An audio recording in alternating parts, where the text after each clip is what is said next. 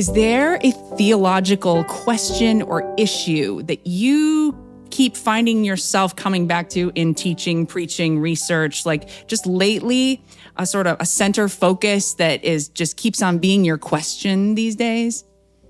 I think for me, it has to do with, I'm really big about care. I talk about care a lot in my dissertation, but even when I'm teaching, I talk about care in relationship to the constructive nature of words. I'm very curious about what words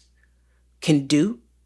in terms of, I tell my students all the time that words construct worlds,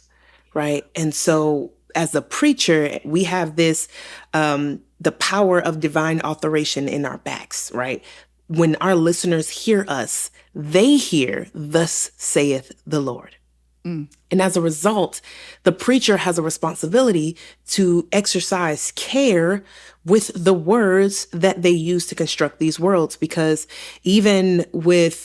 without their intention, we're doing something, we're constructing or deconstructing some reality in the lives of our listeners. And if we are not careful, we can engage in this sort of homiletical theological malpractice, because we're just seeking to fill up the sermon with words, or to make our names great, or to really just kind of, do the mundane task